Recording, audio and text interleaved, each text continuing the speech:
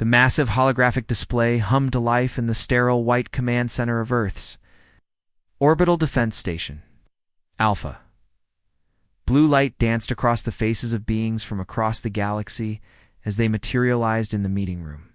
Commander Kim Tae-ho adjusted his dark blue uniform and stepped forward. His boots clicking against the metal floor, the alien representatives stood in a loose circle around the central table. Their forms were as diverse as the stars themselves. Ambassador Veltar of the Altarian Republic towered over the others, his crystalline body catching and scattering the harsh overhead lights into rainbow patterns on the walls. Beside him, the Zenthari Collective's representative pulsed with a soft green glow, its multiple eyes blinking in sequence as it processed information from the hive mind. Commander Kim Veltar began, his voice echoing strangely through his crystal throat. "We bring news from the Galactic Council. Every world has surrendered to the Kethmori Empire." Lieutenant Parkana looked up from her datapad, her fingers frozen over the screen. She had been tracking the surrender notifications that flooded their communication arrays day and night for the past week. Each message brought the same terrible news. Another world had fallen. Another civilization had given up without a fight. The outer colonies were the first to fall, the Zenthari representative continued, its voice a strange harmony of multiple tones speaking as one. Then the core worlds followed. Even the independent systems have laid down their weapons. Kethmori Empire has swept through our galaxy like a storm, consuming everything in its path. Tae-ho walked to the large viewing window that looked out into the star-filled darkness of space. Earth hung below them, a blue and green marble suspended. In the void, it looked so peaceful from here, so small. He had spent 20 years defending this world and its people. 20 years fighting pirates, smugglers, and raiders, who thought humanity was an easy target because they were new to galactic society. How long did the others resist? He asked without turning around. Veltar's crystalline features shifted, creating new patterns of light and shadow. The Caraxian warrior clans held out for 3 days. They were known throughout the galaxy for their fierce fighting spirit and advanced weapons technology. The Drakmori Defense League managed 18 hours, added another alien representative, this one from a species with thick gray skin and 4 arms. Their planetary shields were considered impenetrable. The Zenthari Collective spoke again, its multiple voices creating an eerie chorus. "Resistance is illogical, Commander Kim. The Kethmori possess technology that warps reality itself. They can unmake matter with a thought. Their ships exist in multiple dimensions simultaneously, so no conventional weapon can harm them." Parkana scrolled through more reports on her datapad. Hundreds of civilizations, some with military forces that made Earth's modest fleet look like toys, had simply broadcast surrender messages when the Kethmori ships appeared in their skies. The pattern was always the same. The aliens would arrive, demonstrate their power by erasing a moon or asteroid, and within hours, the planetary governments would capitulate. "Show me their ships," Tae-ho said. Finally turning back to face the assembled representatives, the holographic display changed, showing grainy images of Kethmori vessels. They defied every law of physics that humans understood. The ships seemed to bend space around themselves, their hulls shifting between states of matter. Some appeared to be made of living shadow, while others pulsed with energy that hurt to look at directly.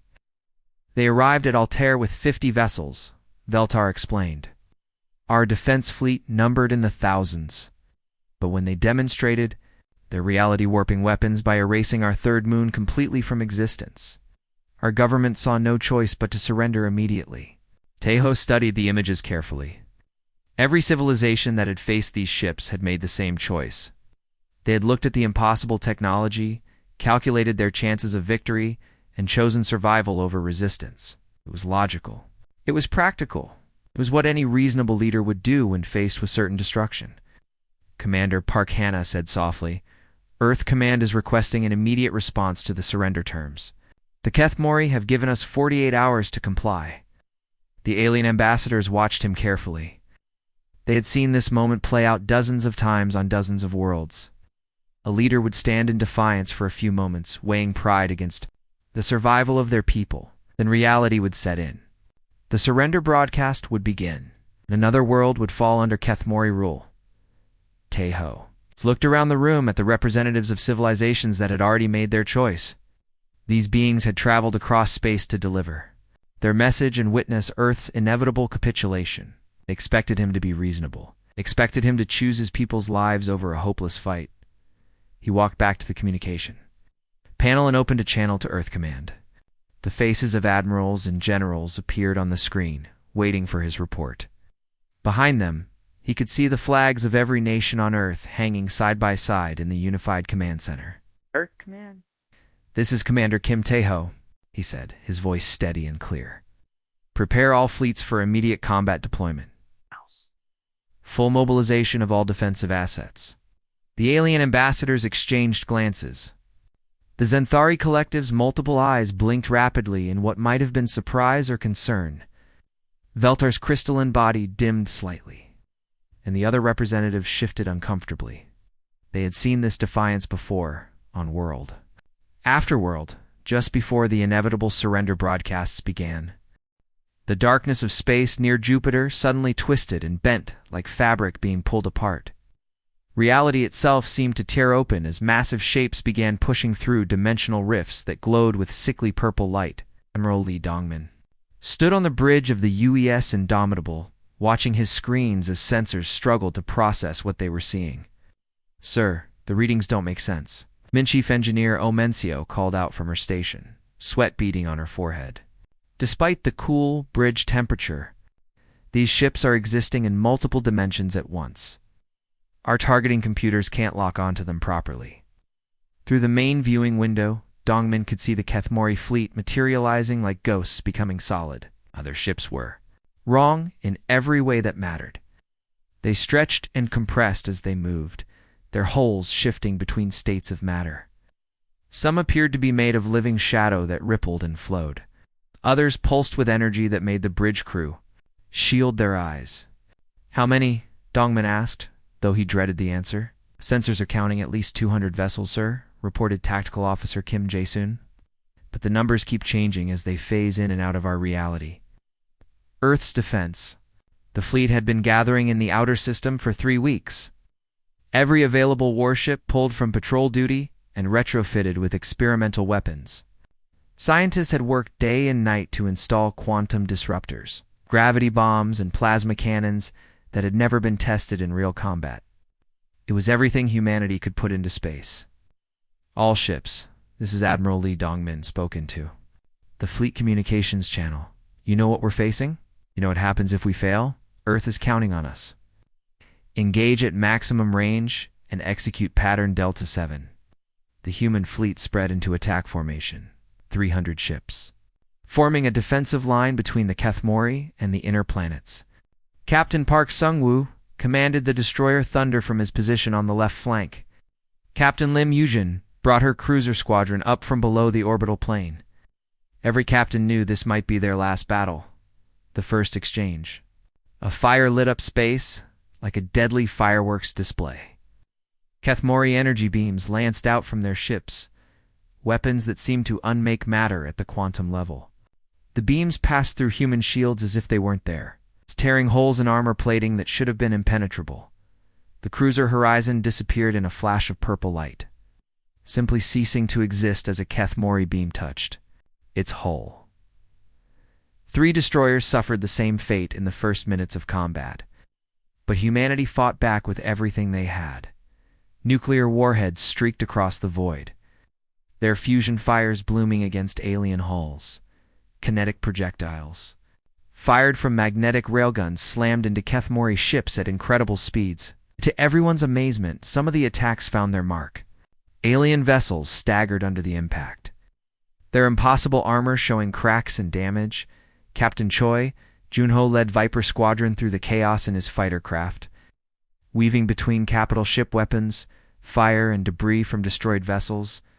His small ship shook as a Kethmori beam passed close enough to overload his shields, but he kept flying. "Viper lead to all fighters," he called over the radio. "I'm seeing weak points in their armor at the connection joints. Where their hull segments meet, the reality warping doesn't work as well. Concentrate all fire on those sections." His squadron dove toward a massive Kethmori battleship that towered over them like a moving mountain, their missiles and plasma. Cannons focused on the seams where different parts of the alien hull connected. Sparks and strange energy discharges erupted from the impact points. The battleship's movements became erratic as its exotic systems began to fail. The battle continued for 16 brutal hours. Ships on both sides were destroyed or damaged as weapons that had never been used in combat proved their worth or failed completely. Space around Jupiter became a graveyard of twisted metal and exotic matter. Commander Omenesio worked frantically in the engine room of the Indomitable, rerouting power to weapons as alien energy beams overloaded their systems. "We're losing containment in Reactor 2, she shouted over the alarms. "But I can give you 30 more minutes of full power." Navigation Officer Yoon So-young plotted attack runs from her station, coordinating with damaged ships that could barely maneuver. "The cruiser Victory is down to emergency power, but their main gun is still operational," she reported. "There." Requesting target coordinates. As dawn broke over Earth far below, something unexpected began to happen. The Kethmori fleet, which had swept through the galaxy without serious resistance, started to pull back. Their reality-warping ships began retreating toward the outer system, many showing signs of damage that shouldn't have been possible. When the last alien vessel disappeared through a dimensional rift, the human fleet took stock of their losses. 2/3 of Earth's ships were gone, destroyed or too damaged to fight. But floating in the debris field were the twisted remains of 12 Kethmori capital ships and dozens of smaller vessels. On the surviving ships, crew members stared at their displays in amazement. Navigation Officer Yoon So-young looked at the tactical readout showing confirmed alien casualties. "We actually hurt them," she whispered. "We made the Invincible bleed." For the first time in their conquest of the galaxy, the Kethmori had retreated. From battle, the impossible had happened, and word of humanity's resistance began to spread to worlds that had already surrendered. The space around Jupiter erupted with dimensional rifts as the Kethmori returned in force. But this time was different. Where 2 months ago, they had brought 200 ships, over 2,000 alien vessels poured through the tiers in reality. Their dark holes blotted out the stars as they spread throughout the outer solar system like a plague of metal locusts. Colonel Bayminjin stood in the command center of Mars Defense Platform 7. Watching the enemy fleet take positions around every major orbital body, screens showed Kethmori ships settling into blockade formation around Saturn, Jupiter, and the asteroid belt. Nothing would get in or out of the inner system without their permission. "Sir, they're not charging straight at us this time," reported Lieutenant Han Borm from her sensor station. "It's fair taking their time, surrounding us completely." Through the reinforced viewing window, Minjone could see alien vessels destroying anything that moved beyond the asteroid belt. A mining ship that tried to flee toward the outer planets was simply erased by a purple energy beam. Automated probe was torn apart by reality-warping weapons before it could transmit its data. "They're not taking any chances," Minjon said, into his communication headset to Earth Command. "After what happened in the first battle, they want to starve us out instead of fighting us directly." But humanity had not been idle during the 2 months since their first encounter with the Kethmori. Every available resource had been poured into preparing for the aliens' return. The asteroid belt had been transformed into a maze of hidden weapons platforms and supply depots. Dr. Kang Yujin worked in a secret laboratory buried deep inside the asteroid series around her. Teams of scientists studied pieces of destroyed Kethmori ships that had been recovered from the first battle. The alien technology was unlike anything humans had ever seen, but slowly they were learning its secrets. "The key is in the quantum resonance patterns," she explained to her team as they examined a fragment of alien armor. "Their reality-warping fields operate on specific frequencies. If we can match those frequencies and reverse them, we can create weapons that will actually damage their ships." Her work had already produced results. New hybrid weapons combined human engineering with Kethmori technology, creating plasma cannons that could punch through alien energy shields and gravity mines, that could trap ships that existed in multiple dimensions. These weapons were being installed throughout the solar system. Every moon base had been turned into a fortress. Europa Titan and Ganymede bristled with defensive systems operated by crews like the one led by Commander Seo Jawan on Europa. "Remember, "We're not trying to win a straight fight," Joanne told his team as they prepared their hidden base for combat. "We hit them fast, hit them hard, and disappear before they can respond. Make them afraid to move their supply ships alone." The siege began in earnest as Kethmori forces tightened their grip around the solar system. Their ships formed a wall of metal and energy that nothing could penetrate. Earth's orbital stations went dark one by one as their power supplies ran low. Food shipments from the outer colonies stopped completely, but the aliens had underestimated human stubbornness. Instead of surrendering as they expected, the defenders began a campaign of guerrilla warfare that turned the asteroid belt into a nightmare for Kethmori forces. Lieutenant Park Chanwu commanded a small strike team hidden inside a hollowed-out asteroid. His 12 fighters waited in complete silence until a Kethmori supply convoy passed within range. Then they struck like a swarm of angry wasps, their new quantum disruption missiles tearing holes in alien escort ships before vanishing back into the asteroid field. "Phantom base to Earth Command," Chanwu reported after the successful ambush. "Convoy destroyed. We're moving to fallback position 7. Similar attacks happened throughout the outer system. Human fighters would emerge from hidden bunkers, strike at isolated Kethmori vessels, and disappear before the aliens could mount a counterattack. The asteroid belt became a hunting ground where the predators were no longer certain. Who was the prey? Dr. Song Myung operated a quantum communication relay hidden on one of Saturn's smaller moons. Despite the alien blockade, she managed to reach broadcast footage of these attacks to worlds throughout the galaxy. The signals were weak and the images grainy. But the message was clear. Humanity was still fighting on the conquered planet of Altair. Resistance member Velkar received one of these transmissions. His crystalline features glowed with excitement as he watched human fighters ram their small ships directly into Kethmori destroyers, sacrificing themselves to damage the seemingly invincible enemy. "They still fight," he whispered to his fellow resistance members. "Even surrounded, even outnumbered, they still fight." The footage spread through underground networks on dozens of conquered worlds. Korax, former warriors, watched humans use their own ships as weapons. On Zenthara, hive minds that had accepted defeat began to remember what courage looked like.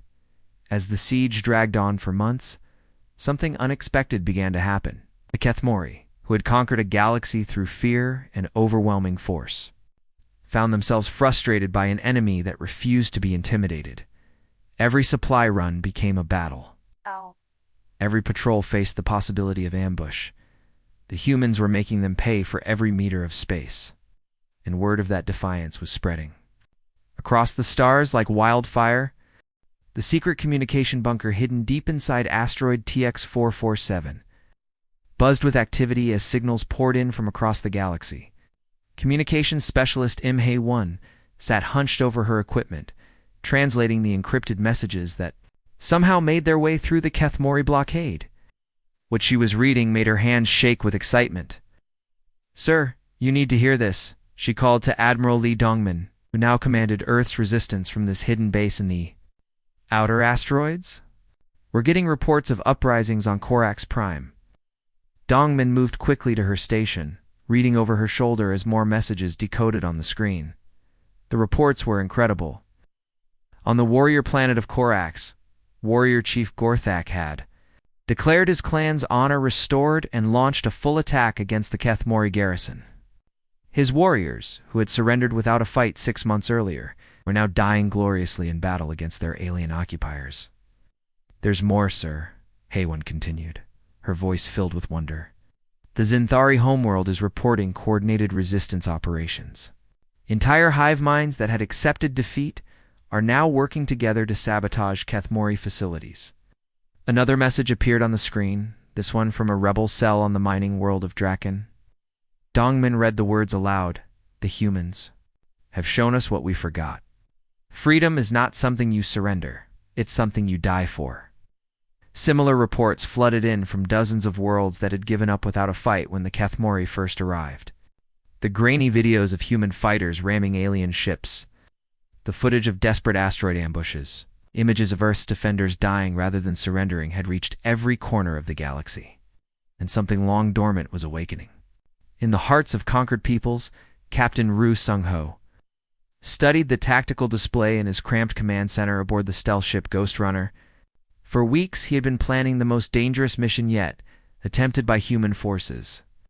His target was the massive Kethmori command ship that coordinated the entire blockade from its position near Jupiter. "Are you sure about this?" asked his second-in-command, Lieutenant Cho Min-hu, as they reviewed the assault plan. "We'll be going up against their flagship with just 5 ships." Sung-ho nodded grimly. That's exactly why it might work. They won't expect us to be crazy enough to try it. His small fleet consisted of modified cargo ships disguised to look like debris floating in space. Each vessel carried a boarding party of Earth's most experienced soldiers.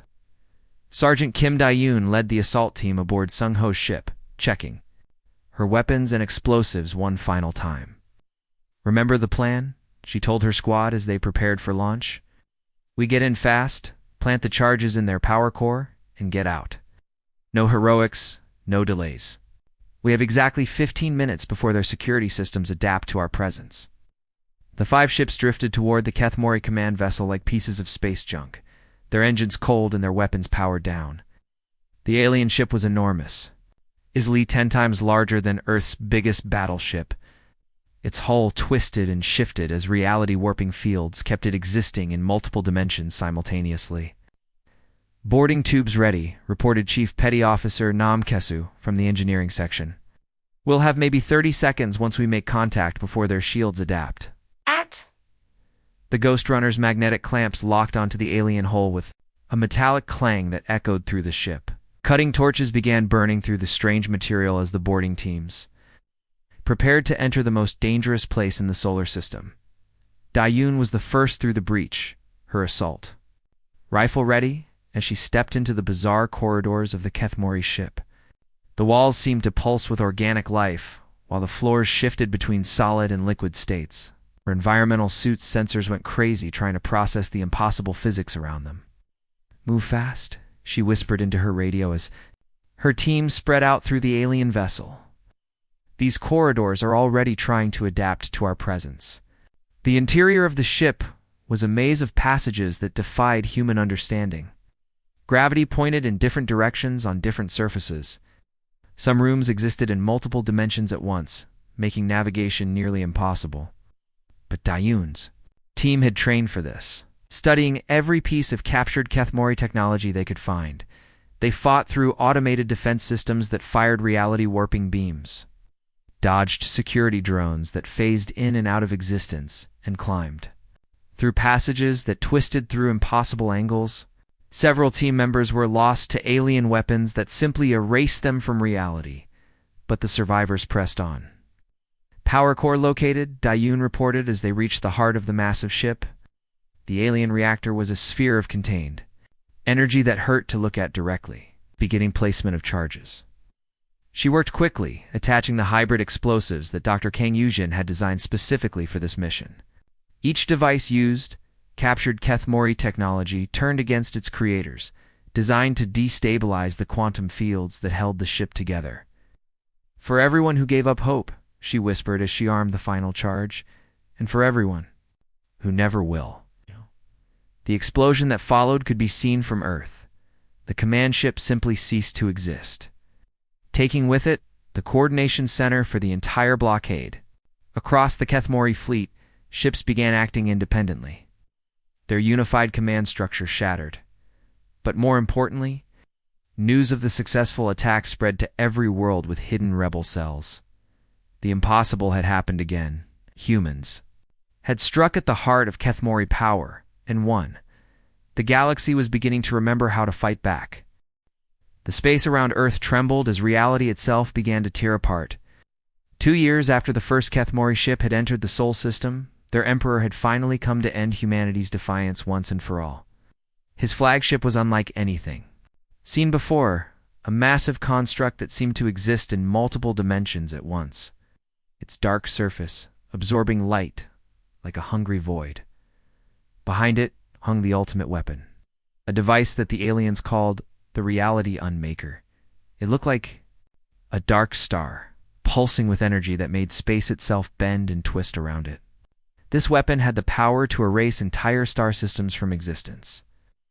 To make them simply stop being as if they had never existed at all, Commander Kim Tae-ho stood in the ruins of what had once been Earth's primary command center. Half the facility was gone, destroyed in countless battles over the past 2 years.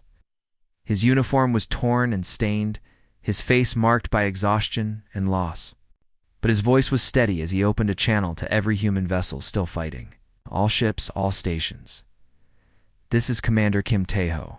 His words reached the scattered remains of Earth's defense forces. We've done the impossible already. We've shown the galaxy that freedom is worth fighting for. One last time, we make our stand. What remained of Earth's fleet was heartbreaking to see. A handful of battered warships held together by emergency repairs and sheer determination. Orbital platforms that should have been scrapped months ago still fired their weapons with skeleton crews. Volunteers from every nation on Earth had joined the fight. Flying ships they barely knew how to operate. Major Park Soo-jin climbed into her fighter craft on the deck of the carrier Defiant, its hull patched with metal from a dozen different ships. She was the last squadron leader left, commanding 15 fighters that were all that remained of the thousands that had started this war. Phoenix Squadron, this is Phoenix led. She spoke into her radio as the fighters launched into space. We may be the last, but we're still here. Show them what humans are made of. In the engine room of the cruiser Indomitable, Chief Engineer Menesio worked frantically to keep the ship's weapons powered. The vessel had been hit so many times that half its systems ran on backup power and spare parts cannibalized from other ships. Sparks flew from damaged control panels as she rerouted power conduits by hand. Reactor 3 is failing, she shouted over the alarms to her remaining crew, but I can give you 10 more minutes of full power. Make them count. The Reality Unmaker began to charge, its dark energy gathering like a storm that would wash away everything humanity had built. The weapon's power grew until space itself started to crack around it, showing glimpses of the void between dimensions. Earth's defenders fired everything they had at the massive device, but their weapons seemed to have no effect. Then something miraculous began to happen. New ships started appearing at the edge of the solar system, emerging from hyperspace in flashes of blue light. But these weren't Keth Mori reinforcements. The first vessel to appear bore the crystalline hull design of the Altarian Republic, followed by the organic curves of Zenthari ships and the angular wedges of Caraxian battlecruisers. This is Admiral Velkar of the Free Altarian Fleet. Came a transmission that brought tears to the eyes of human defenders. No world stands alone. Today, we all fight as one. More ships continued to arrive, rebels from dozens of worlds that had once surrendered without a fight. The Drakmori brought their legendary shield technology. The Caraxians came with their warrior fury restored. Even species that humanity had never encountered before joined the battle. Drawn by the example of the small blue world that had refused to kneel, Captain Lee Sung-min watched from his damaged destroyer as hundreds of alien ships took positions. Around Earth, these beings had traveled across the galaxy to stand beside the humans, who had taught them to remember their own courage. The battle that followed was unlike anything the galaxy had ever seen. The combined fleet of free worlds attacked the Reality Unmaker from every angle, their diverse technologies creating a symphony of destruction.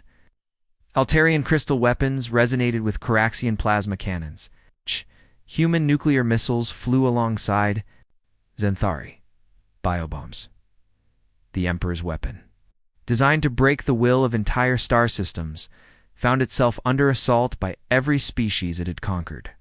The dark energy that held it together began to fluctuate as different types of attacks disrupted its quantum field generators. Engineer Menesio watched her instruments as the massive weapons started to collapse.